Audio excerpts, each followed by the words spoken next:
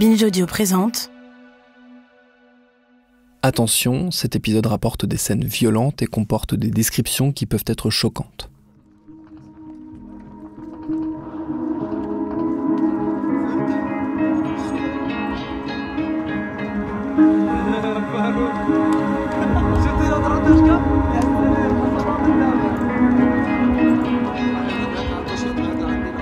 On se retrouve à Idlib, dans la campagne d'Idlib, chez des notables, très conservateurs. Il y a aussi quelques combattants libyens, des djihadistes, des gens qui ont fait la guerre déjà depuis longtemps. Mais pour moi, c'est pas eux qui ont la main, puis ils se battent pas. On est dans une petite ville où ça manifeste encore contre le régime.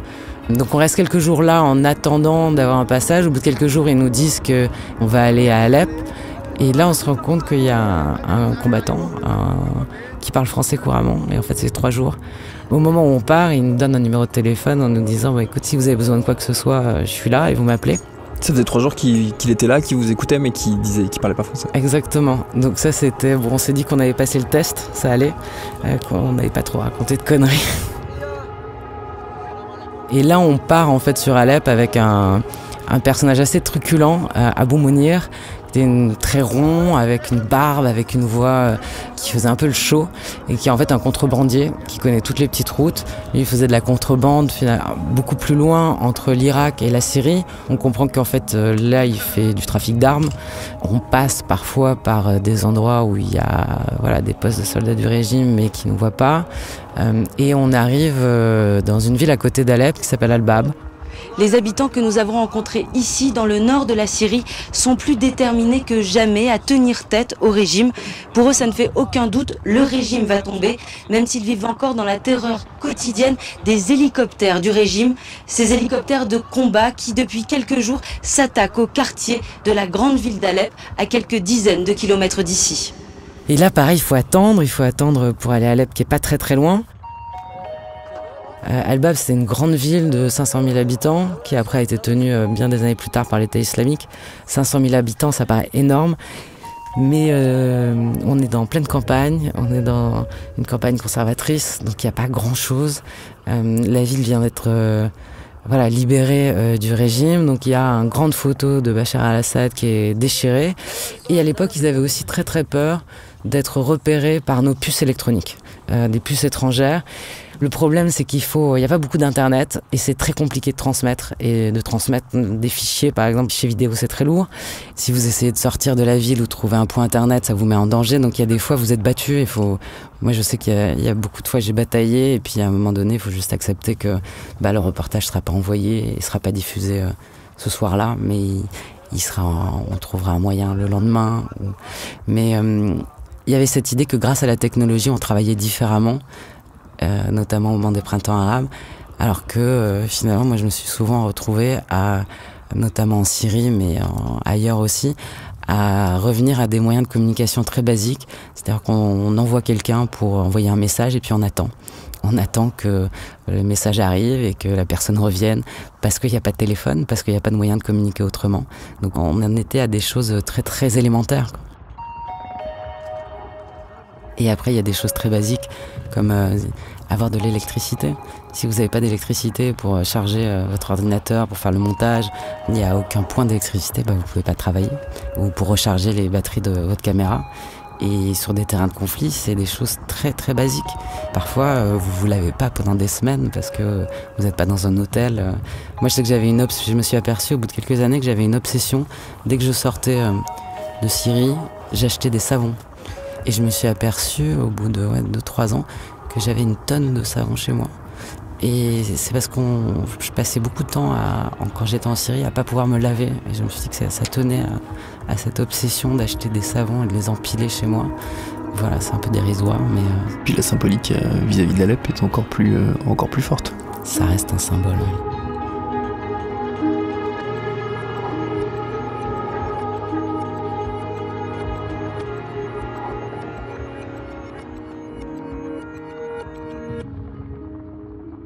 Ce qui se passe quand il n'y a pas de réseau téléphonique, c'est qu'on utilise ce qu'on appelle une bigane. C'est un appareil satellitaire qui nous permet d'avoir de l'internet par satellite.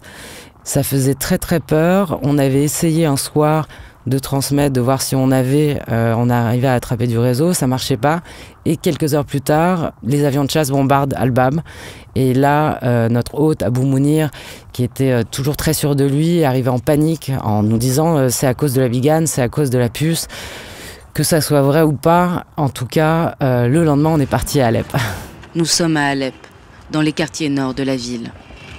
Dans les rues, un semblant de vie quotidienne. Ici, dans l'un des bastions de la Révolution, les habitants n'ont pas tous fui la ville. Dans ce quartier, on trouve encore à manger. Mais la peur du régime est omniprésente.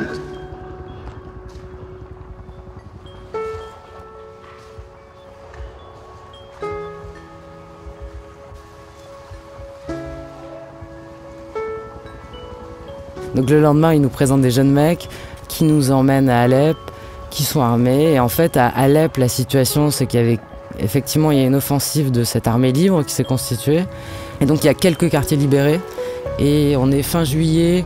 Il y a, en fait, c'est dans le centre d'Alep, il y a le quartier de Salah ad-Din, où là où il y a eu les premières manifestations, qui est bombardé. Où là, il y a des combats. Mais sinon, les autres quartiers libérés sont assez préservés. Et en fait, très vite, le régime va se mettre à bombarder partout. Tous les quartiers libérés, et pas seulement à Alep, tout le nord jusqu'à la frontière turque. Et là, c'est une pluie de bombes, tout simplement, surtout à Alep. Donc des bombes qui tombent partout. Les hôpitaux sont ciblés. Toutes les infrastructures civiles, que ce soit les écoles, les boulangeries. Et oui, moi, je reste de fin juillet à début septembre. Et à la fin du mois, j'ai l'impression de raconter toujours la même histoire.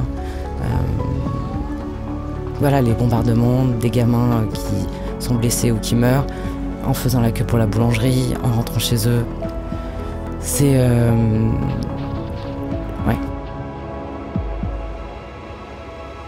À Alep, le danger pour la population vient du ciel. Il est 10 h ce matin et de nouveau le ciel bourdonne. C'est le bruit des avions de chasse, la menace permanente qui fait fuir les habitants. Dans le ciel d'Alep, le survol des avions de chasse et des hélicoptères est incessant. Plus aucun quartier n'est épargné. Ici, à l'est, les missiles viennent de s'abattre sur le quartier de Sarrour. 3 garçons de 5, 7 et 8 ans, ils sont morts cet après-midi. Il y a à peine quelques heures, ils étaient chez eux dans leur appartement quand l'immeuble s'est effondré sous le coup d'une attaque aérienne ici dans le centre-ville d'Alep.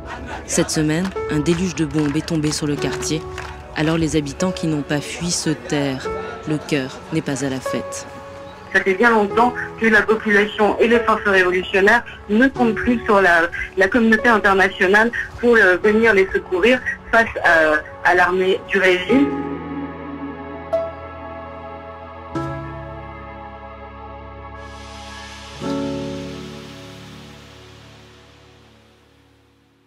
Il y a des choses qui sont très difficiles à montrer, notamment en télévision. C'est pas la même chose quand vous faites de la photo, c'est juste une image. C'est difficile de montrer, c'est difficile. C'est insupportable, je pense, pour le public. Et est-ce que ça vaut vraiment la peine de montrer des corps déchiquetés, des enfants tués? Moi, je sais que ma politique, c'est sur les cadavres, c'est de humaniser les cadavres. C'est d'avoir, peut-être c'est un geste, il y a quelqu'un à côté. Mais ça sert à rien d'en mettre plus. Moi, je pense qu'une image, parfois suffit. J'aime pas cette expression où on considère qu'on est des vautours, qu'on se nourrit de la misère, qu'on se nourrit du malheur des gens qu'on va filmer. Il y a une fois, à Alep, j'étais avec un confrère photographe et il y avait des gens qui cherchaient, il y avait des habitants, l'immeuble a été bombardé et en fait, il y avait des familles qui avaient réussi à sortir, mais il y avait un petit bébé et une petite fille qui étaient restés coincés dans l'appartement et là, il y avait toute la famille, les voisins qui étaient en train de creuser pour trouver les corps. Et mon confrère voulait absolument rester pour photographier les corps. Et en fait, ça a duré des heures. Et en fait, plus ça allait, plus je me disais, mais qu'est-ce qu'on fait là quoi, parce que moi, je me disais, quand les corps allaient sortir, je les filmerais pas parce que ça servirait à quoi. Et que la douleur et la peine de ces gens, de cette famille qui était en train de chercher dans les décombres ces corps d'enfants, raconter très bien cette histoire-là que j'avais pas tellement besoin de montrer ces corps d'enfants étouffés.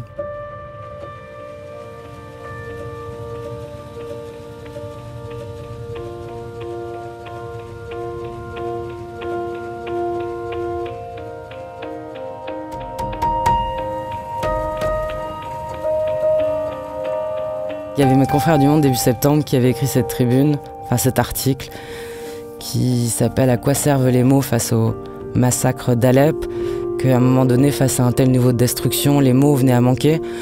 Moi, les mots me manquaient pas, mais j'avais cette urgence de témoigner et de rester raconter l'histoire.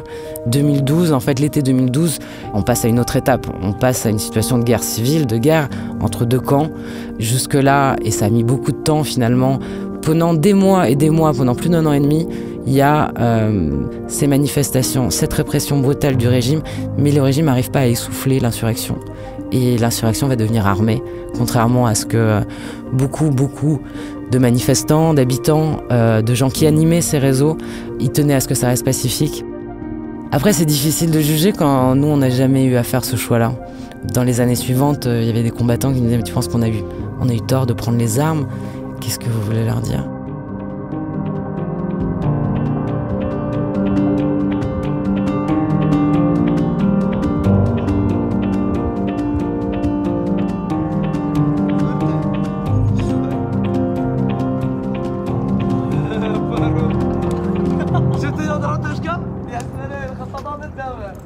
Ce qui était flagrant, c'était le déséquilibre des armes. Il y avait des gens qui savaient se battre plus que d'autres, mais il y avait aussi, c'était des gens en tongs, en sandales, des vieux, des jeunes.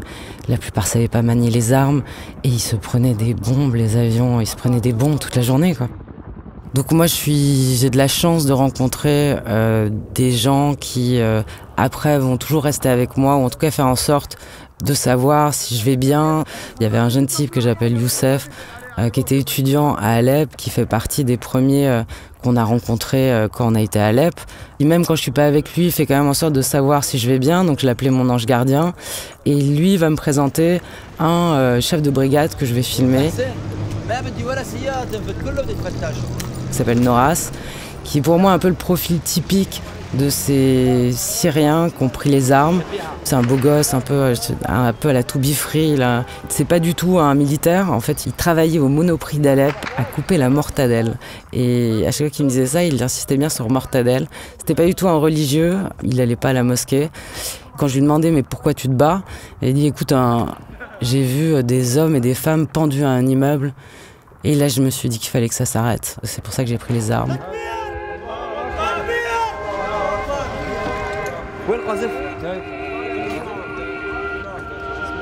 Et lui, il avait une brigade. Après, c'est très particulier. Enfin, c'était l'armée libre syrienne. C'était une sorte de conglomérat, mine de rien. Il y avait plusieurs tendances. Oui, il y avait des déserteurs de l'armée, mais par exemple, à Alep, il y avait les déserteurs de l'armée qui étaient plutôt urbains, on va dire. Et il y avait aussi toute une partie qui venait plutôt des campagnes, plus conservateurs. Après, ils n'étaient pas forcément très coordonnés ensemble. Il y avait une rivalité. Et par exemple, ils se louaient les armes, parce que tout le monde n'avait pas des armes.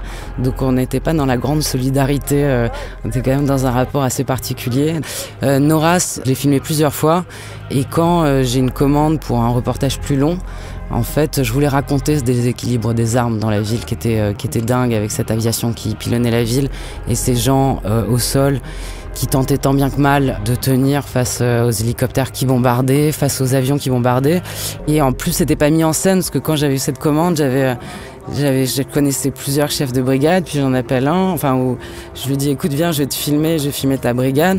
Et on part à traverser la ville sur une douchka. Une douchka, c'est une sorte de missile russe, et c'était l'armement le plus lourd qu'ils avaient à ce moment-là pour essayer de shooter les hélicoptères et répliquer au bombardement. Et on part, on traverse la ville, on arrive sur une ligne de front. Et là, on descend de la douchka, et je dis, mais alors? Il me dit, rien, j'ai fait ça pour toi. Je dis, non.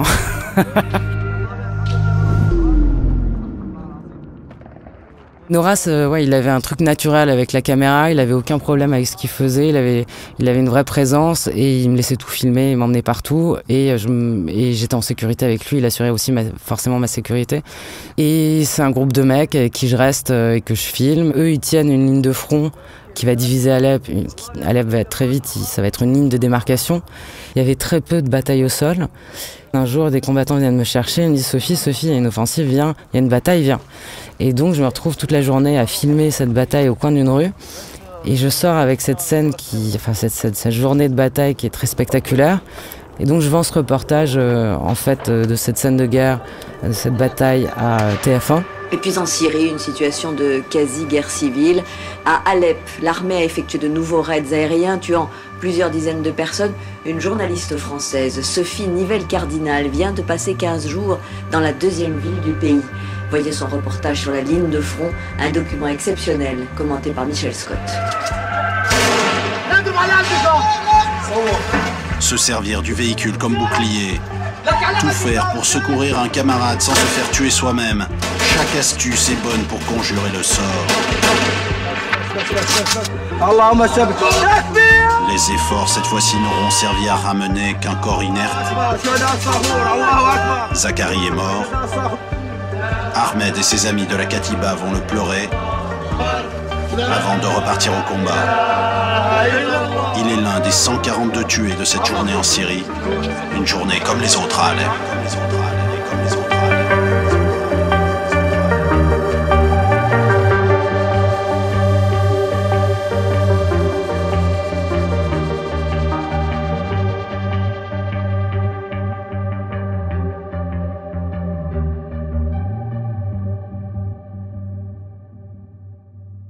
Et c'est diffusé début septembre ou mi-septembre lors de la première interview à l'époque de celui qui venait d'être élu en France président de la République, donc François Hollande.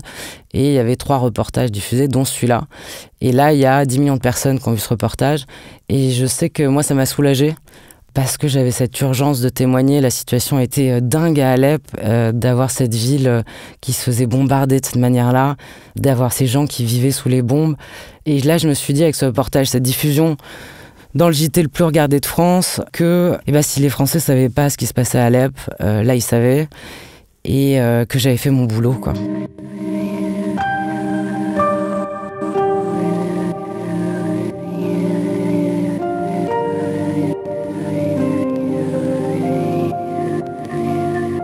Après, je serai président de la République française. Il a vu ce reportage, ça n'a rien changé. Donc ça aussi, c'est une leçon d'humilité parce qu'en fait, vous prenez beaucoup de risques pour raconter ces histoires-là, pour faire ces reportages. Et par exemple, avec le conflit syrien, ça n'a rien changé.